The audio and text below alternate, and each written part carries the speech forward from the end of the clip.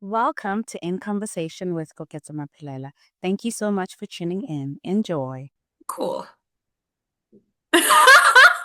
This is so interesting. Okay, guys, so this is Zumkita, Mrs. Nene, and yes, she'll be joining us today. You're actually my first person that I'm interviewing about the art of becoming. So I'm really excited and I'm really happy to hear what you have to share with people and to share with me as well, because for me, it's also about me learning what other people go through that can actually help me in my journey, the journey that I'm in, the different journeys actually, because we are on so many, journeys, even though it's just like one.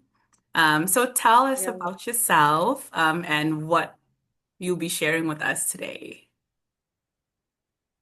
Thank you so much for having me. And I really I didn't expect this invitation. So it's really a pleasure to be here. And it Thank you for really accepting. caused me to bring out my journal and really write Oh, down, some thoughts and have a bit of an evaluation of mm, what I think. Yeah, so if I were to really summarize myself, I think I'm a youth leader.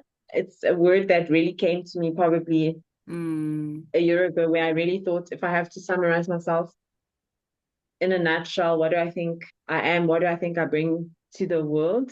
Is being a youth leader. I'm a mom, um, yes. a mom of one and another one on the way. Yeah, and definitely an African. So those are things that probably occupy my mind a lot. How to be a good youth leader, how to be the best mom, and also how to be an African that contributes to the well-being Mm. um of our people. Yeah. Nice. So when you say youth leader, actually, when you told me that that's the part that you want to share, I was like, oh, interesting. Is this something that you do at church, or how did you get to that part of being like, you just said like just a year ago, you were like, okay, I'm actually a youth leader. Like, how did you get to that point?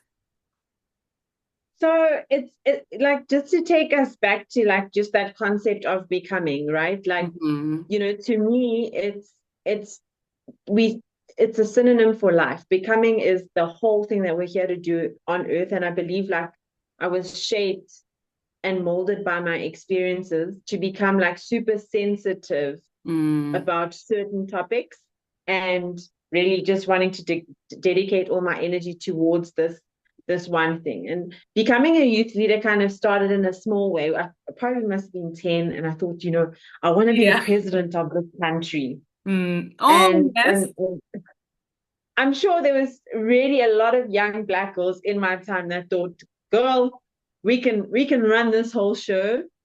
And then later on, I remember I started high school, and I thought, I came back and I told my dad, Dad, I want to be the head girl of this school. Like, I Mm. was in grade 8, I went for the open day, and I was like, yeah, I want to be the head girl of this school. And I mean, that is like such a weird thing. But from the start, like, I really, in my naivety, just kind of knew that I was called to be a leader, Mm. right? Just in general, because I would get in a room and think, I want to lead change. I want to have a positive contribution here. I want to drive something. I want to take people to the next level. Mm. And then, of course, throughout my life, I've spent a lot of time mentoring young people, coaching young people, tutoring young people, and and in my own way, just like being exemplary. Like, Yes. people just would look up to me in one way or another, whether I was aware of it or not. Then one day, I had just completed my master's degree, and I was really like in search of work. And I called um somebody that's in our network, just to inform her she was the CEO and founder of a youth development agency. And I said to her, look, like, I'm looking for a job. This is what I've got, education wise. And Mm. yeah, I want to just get some skin in the game. And I got basically what it was, an internship at that time, very meager salary, but like powerful, powerful work, like Yeah. crazy things that would really set me on fire, real work. I mean, I come from a really like a policy analysis type of field, I very was super about to say from academic. IR, international relations, to how did that even come about? Analyzing things, Yeah. criticizing government, analyzing how the continent is not doing well. And then I got to get my feet in the water through this opportunity to actually be part of the change and the action, at Gold Youth. Mm. And after just really realizing like the real picture, like being on the ground, seeing like serious abject poverty, serious hopelessness, serious purposelessness in youth in the continent, then I realized that, okay, this is the room that I need to lead in. Mm. And I've been empowered, like, fine, I've got a master's degree. The people that I serve, the people that I work with on might never even get into that type of stuff, but like I've been placed by God to serve this demographic, the youth, right? Like, Mm. and then I like I've always been aligned to like the plight of people, like people who are suffering, whether it was foreigners or immigrants in South Africa during the xenophobic attacks. But now, like for a long time, it kind of sunk in that my call to leadership was really to be the person mobilizing like people my age, my peers, this Yeah. generation, like to actually be able to live their life out with purpose. Now it's amazing Perfect. because that passion in my heart kind of plays out in a work type of setting where I can actually say that I am contributing to flourishing in African youth, like on the day to day. Like sometimes you know we don't always get to know if what we're doing makes any impact in life, Yeah, but I if get it'll to do do impact anything, work almost every yes. day. Yeah. Wow. That kind of like sounds not very similar, but you talking about moving from like international. I can't really say it's a move because you did that, you got equipped to be able to analyze, like you're saying, and getting into being with the youth and wanting to help the continent, from that kind of, what is it? Point, and getting to also experience yourself, I guess, as someone who is now like starting to flourish and like grow in that aspect.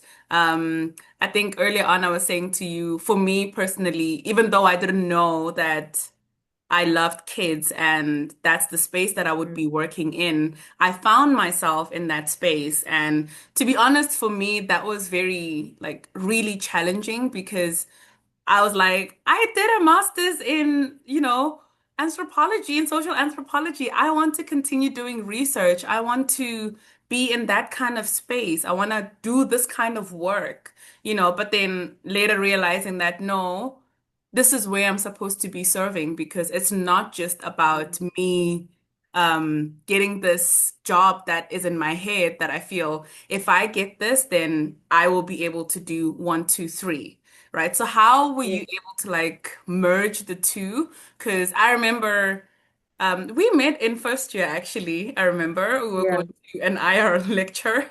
Um, and you were doing like stuff like learning French. I think you've traveled to France as well several times. How did you get to this point where, analyzing what is happening in the continent and analyzing all of that, like those kind of stuff, to now grounding yourself in this kind of work, this kind of hard work? Because I do feel like, it is hard work because you get to still, I don't know if it would be the same, but like get that impact that you don't even envision, it might be Yeah. having as you continue.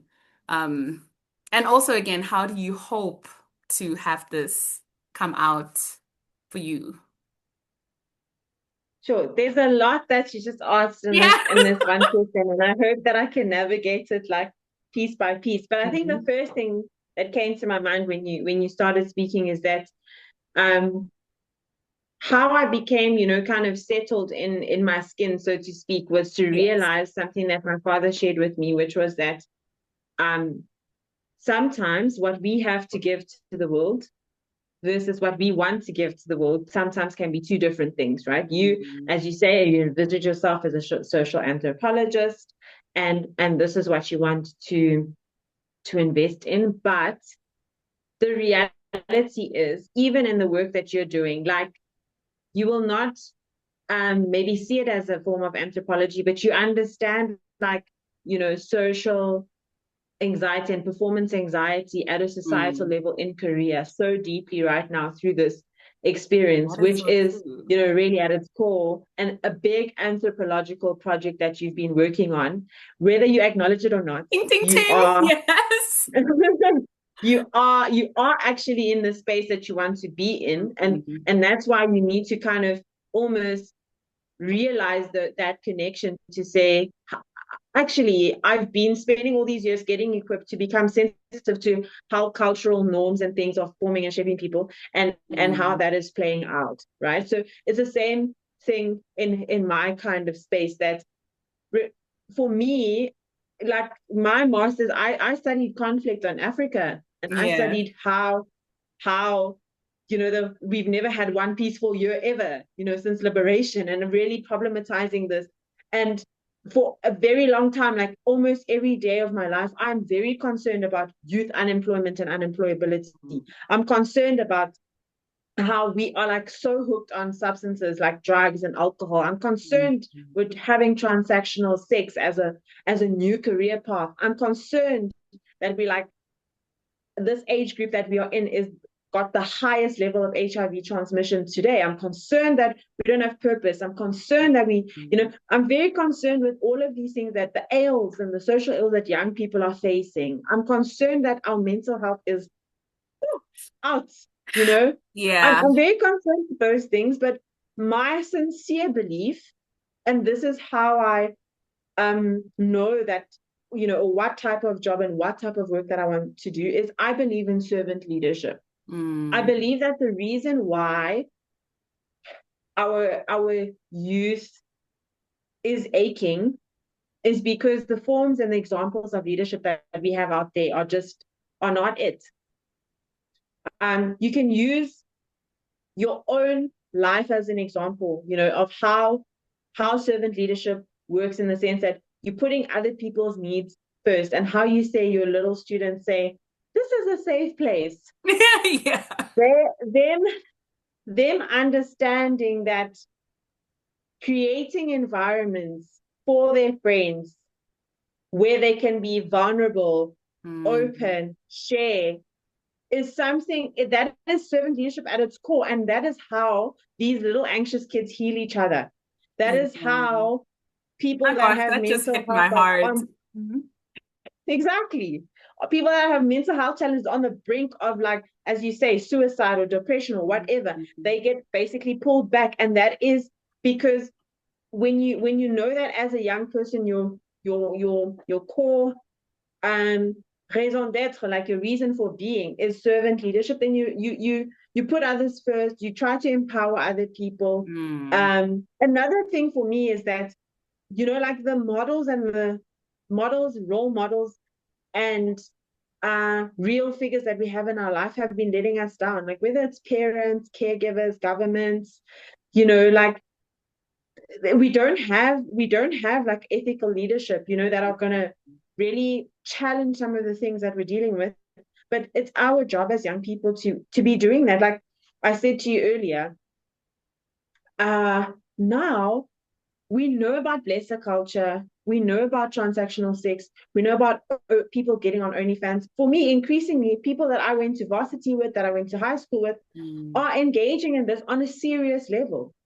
So, as youth, we are coming up into a world where we see these are norms, these are like things that are happening all the time. And we have a choice. Like, are we just going to sit and like dwell in that and be like, oh, well, like this is what's happening now? Or are we going to be the Yes. active agents that are changing, the narrative? So for me, it's very clear that I've spent my whole life becoming sensitive, almost allergic to like the ills that youth are facing. And I'm just so preoccupied to say, okay, like, how do we actually have safe spaces, how do we have activism, how, just moving away from passivity. Just because you're a Mm, child, just because you're young, you don't have to be passive. Don't despise the fact that you're young, but use it as an opportunity that your youth is not wasted on you. That's the space that I'm in. And I was just fortunate that really, like, where I found home now, like, kind of professionally, is just yeah. like a space that just believes in the inherent value that youth have, that young people have, that we need to harness the good that is within them, that has been deposited, like that. Regardless of your circumstance, you are born with value, and you have like almost a birthright to live your life out with purpose. And that's Mm, my thing. I want everybody who has air in their lungs to be able to live out their life with purpose. And how do we do that? That's where I want to be. I want to be in how? those spaces that are giving life and Mm, healing people, like you get to do every day. You healing the youth and making up for like the systemic things that are kind of, and structural things that are kind of hampering and harming the young people to brokenness. flourish. Yeah. Exactly. And how do you think like change, would look like, given that, like you just said now, some of the people that we went to school with, high school, university, I mean, when we were in university, I'm sure we were thinking that, hey, when I get out of here, like I said earlier, this is what I'm going to be doing, and the unemployment rate back at home. Number one is one of the reasons I moved away from home. If I had the Yeah. choice to be like, let me stay at home and find a job that's within these spaces that I think would work, or I would be able to serve and have that space serve me as well. But like the disheartening of like that part of waiting and not being able to find anything, or spaces where you're like, okay, I can maybe do work here, even if maybe I don't get paid for now. I can start doing some hard work in the space because I believe that the work that they do, somehow will bring value to me and, to my CV, to the people whose lives I'll be impacting. Um, aren't Yeah. those the things that, or not even aren't those, how do you like see us as a nation also, like, or even like small communities bringing about change? In that I was fortunate enough to be able to love being in the ESL world and, saying, okay, I'm gonna come to, well, first it was China and then now it's here, Korea. But you have other people who don't see that as something that they want to do. And I do think to some extent it does contribute to people coming here and struggling with their mental health because this is not the life they wanted.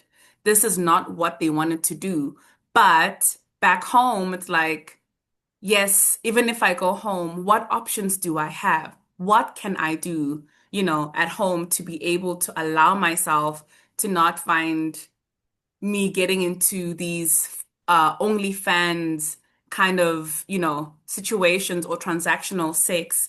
Because at the end of the day, I guess people are trying to just be like, let me get something, even if Mm. at the moment I'm sacrificing myself. I will be able to get one, two, three, not really focusing too much or dwelling too much on the repercussions of that in the near future or in the future in general.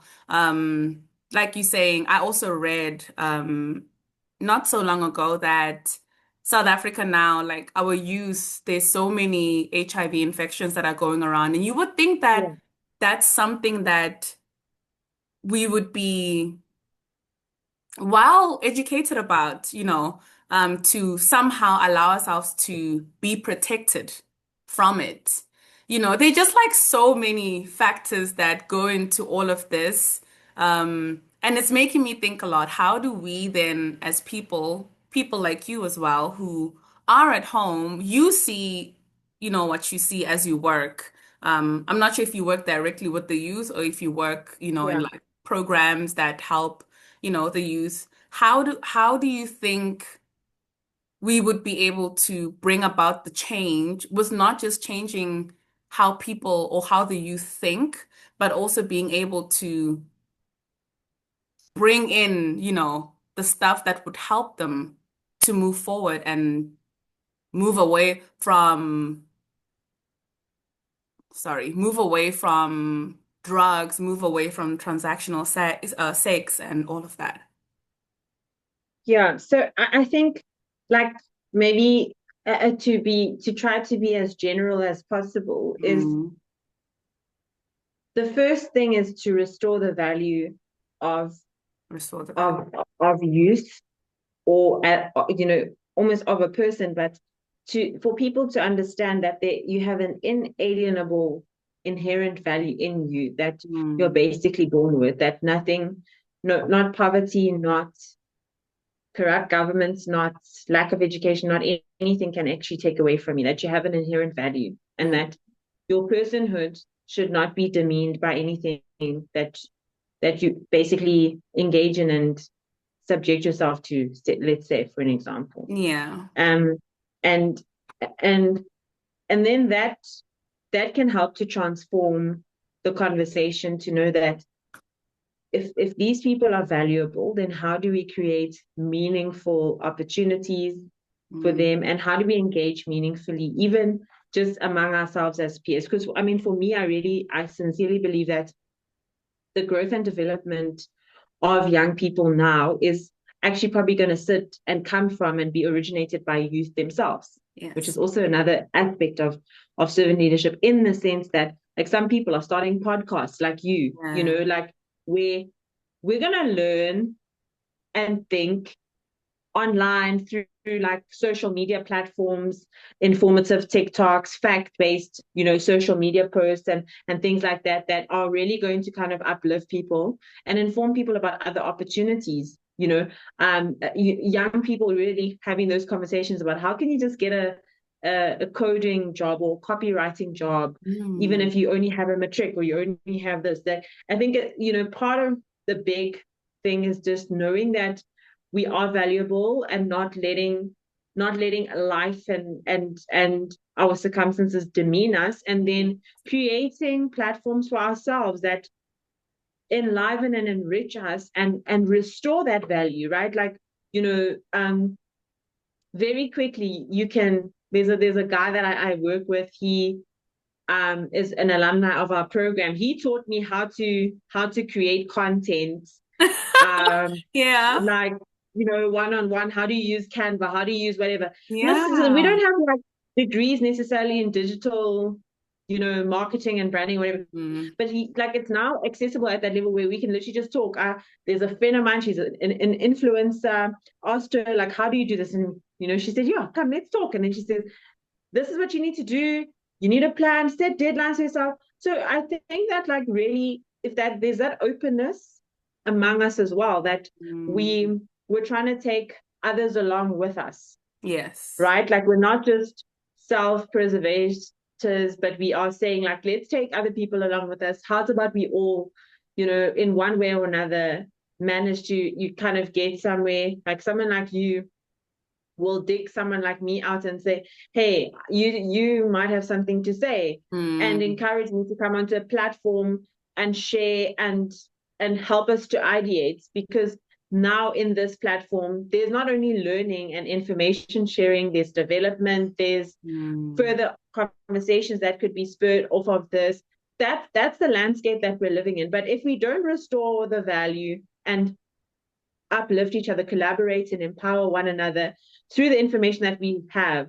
What we have, we don't have to go far. Like, if you got your anthropology, bring your anthropology. Mm. I'll bring my IR. If you Yeah. have your matric, bring your matric. If you Yes. have, and then let's pull each other along and go on the journey, Mm. because each and every one of us, actually may have something, meaningful to contribute. And just realize that you've almost got that civic duty to bring young people with you along the journey.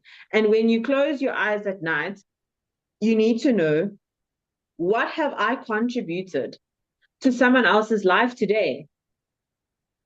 Okay. Like, in this time, this will be my last kind of point on this. In this time where everything is toxic, everything is problematic, Mm. Then create the safe space. If everywhere is toxic, then you be the safe space. If Yeah. if places are dangerous, you be the havens. Like, now when Olorato was missing on social media, everyone is publicizing. If you see this girl, like, let us know. Mm. Those are that is now what active citizenship really engenders, Is. like Mm. us as youth not taking this really for granted, and as far as possible, those who know, those who have the means, using those means for popular good, for the common good. That's what it is.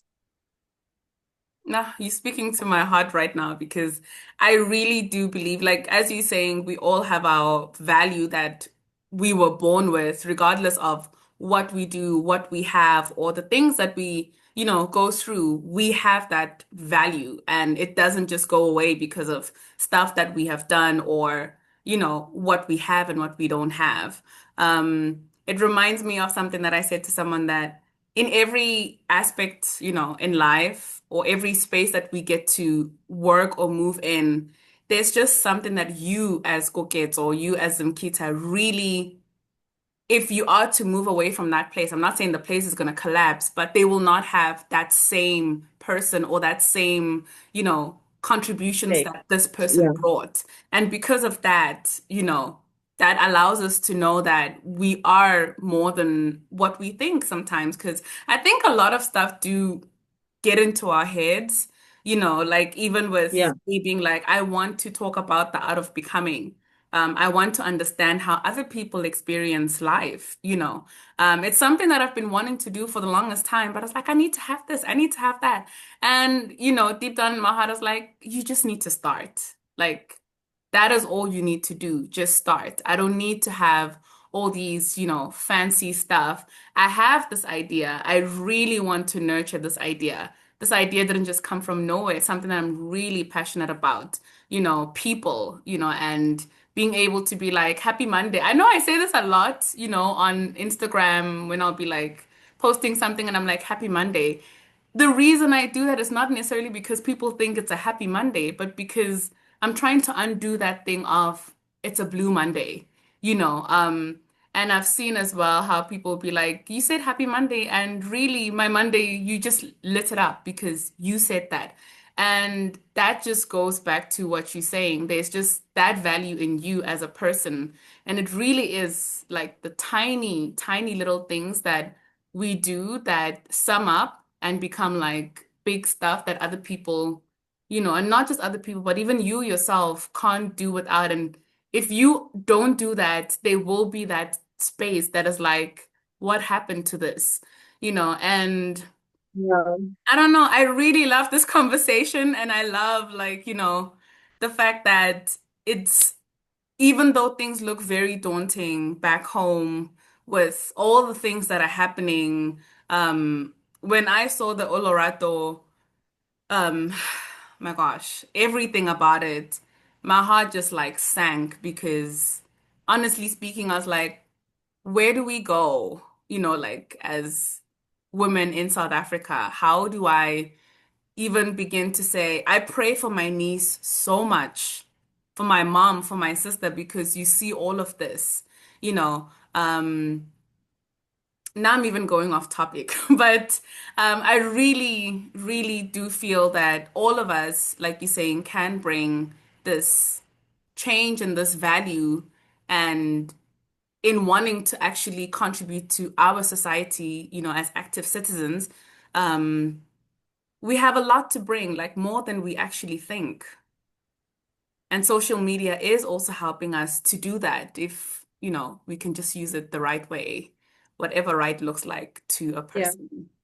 Um, yes. So So, yes. like, in what you were saying, and like very quickly, I think Okay. it's really like the spirit of it is, number one, don't despise small beginnings. Like, you might have a small Mm, little thing to share. Number two, show up and people will expect you to bring that. Like, if you did Motivation Mondays, then people are like, hey, it's Monday, you didn't say anything, right? yes. Number three, contribute, care, and support where you can. Mm, Contribute to care and support for you youth across the board. And the last thing is entrepreneurship. Don't be afraid to start something Yes. with what you have. I love Thank you so much for watching. See you next time.